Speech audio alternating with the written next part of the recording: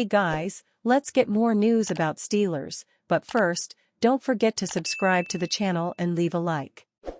49ers offensive line gets a desperate facelift in first 2026 mock NFL draft. While the defensive line was the #1 priority for the San Francisco 49ers in the 2025 NFL draft, it was a little bit of a shock to see general manager John Lynch and company not focus much on the other side of the line of scrimmage. Indeed, the Niners selected just one offensive lineman, guard Connor Colby, and that didn't happen until round 7. Sure, they may have been honing in other targets but were unable to land them because the draft board simply didn't pan out desirably. But, still, seeing only one lineman taken out of 11 total draft selections was a bit of a surprise. San Francisco likely gets by with this strategy this season. That said, All-Pro left tackle Trent Williams will turn 37 years old later this summer, so his retirement is fast approaching. Right tackle Colton McKivitz is a free agent in 2026, too, and it's hard to envision the 49ers spending anything more than bargain basement prices to re-sign him. Upgrading center, and getting younger there, over Jake Brendel should be on the radar, and it's not clear who even starts at left guard this season after Aaron Banks left for the Green Bay Packers in free agency. Those question marks are just at the surface level among the would-be starters.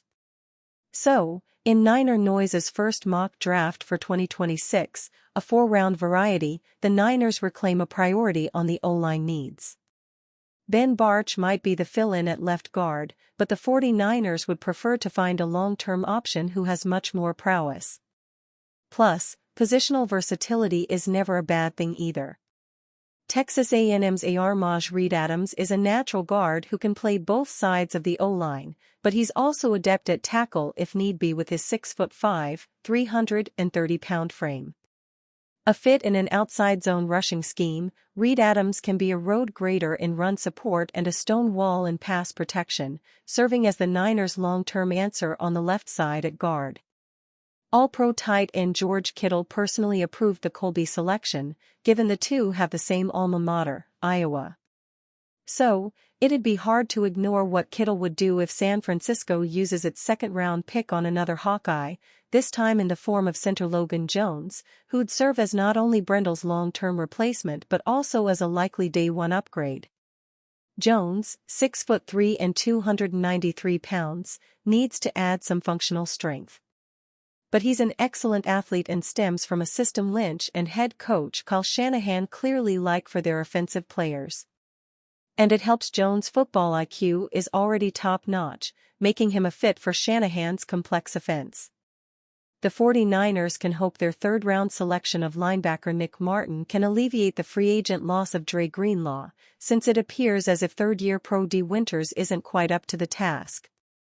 But, if Martin isn't on Greenlaw's level, the Niners would be wise to go after an elite type of athlete in Oregon's Bryce Bircher, a name they certainly heard about after spending considerable time at the Pro Day in Eugene leading up to the 2025 draft. Bircher, who doubled in baseball, is 6'2" and 228 pounds and converted from safety, paralleling what San Francisco did with both Greenlaw and All-Pro Fred Warner. Sims believes 49ers absolutely crushed 2025 NFL Draft. Former NFL quarterback and current Pro Football Talk analyst Chris Sims explained to fellow NBC Sports analyst Mike Florio on Monday why he believes the 49ers had a great 2025 NFL Draft.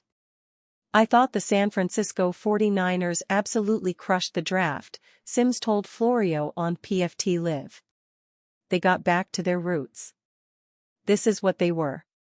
This is what head coach Kyle Shanahan and president of football operations and general manager John Lynch took over. This is how the team was formed. A bunch of badasses on the defensive side of the ball. Let's accumulate that, let's kick the crap out of everybody else. They'll get over to the offensive side of the ball in a year. But Shanahan's awesome, he can cover some holes over there with how he coaches." San Francisco had a defensive-oriented draft intended to address the team's faulty run defense from the 2024 season. Starting with Georgia edge rusher Michael Williams at pick number 11, the 49ers took 5 defenders to start their draft and 6 by its end. Sims, admittedly high on San Francisco's 2025 draft, explicitly detailed certain traits of the newest 49ers that stood out to him. Michael Williams, big badass mofo off the edge from Georgia to start, Sims told Florio. Alfred Collins, big badass mofo from Texas in the middle of the defense. Nick Martin, our kind of guy that we talk about with the 49ers, linebacker, a little smaller, kamikaze, throws his body around everywhere. CJ West, a great D tackle from Indiana, who's really good, undersized, disrupt the play kind of guy. Rappaport, Steelers remain possibility for Kirk Cousins. The Pittsburgh Steelers continue waiting on Aaron Rodgers. In the meantime, Kirk Cousins is a name that's floated amid a lot of speculation as to where he might play in 2025. The fan base got a small break from these two names during draft weekend. However, with the Steelers waiting until the 6th round to take a quarterback, it seems likely that one of Rodgers or Cousins will suit up for Pittsburgh in 2025. NFL insider Ian Rappaport believes the Steelers remain a possibility for Cousins. If leaves Atlanta, where might he go? Rappaport said Monday on the Pat McAfee Show. And I think if Aaron Rodgers does not go to Pittsburgh, I think that might be a possibility. Given his current situation, Cousins going to the Steelers would make sense. He's being paid handsomely to be the backup quarterback in Atlanta, which is far from the worst gig in the world. However, he'd probably like a chance to start somewhere, and Pittsburgh would provide that this year. According to Diana Rossini, the teams had discussed this possibility as recently as last week. It remains clear that Rodgers is the Steelers' first priority. They feel confident he's coming to town, but can't be comfortable with how long things are taking. After not drafting a QB who can readily start in 2025, they're putting all their eggs in Rodgers' basket. If things go awry there, Pittsburgh might not have any option other than Cousins. Fortunately for the Steelers, Rappaport doesn't think Cousins will have any other options either. It feels to me like the other possibilities kind of don't exist, Rappaport said. People talked about the Vikings, they traded for Sam Howell. People talked about the Browns, okay. I don't think he's going there. The Vikings initially made sense, due to Cousins' familiarity with the franchise.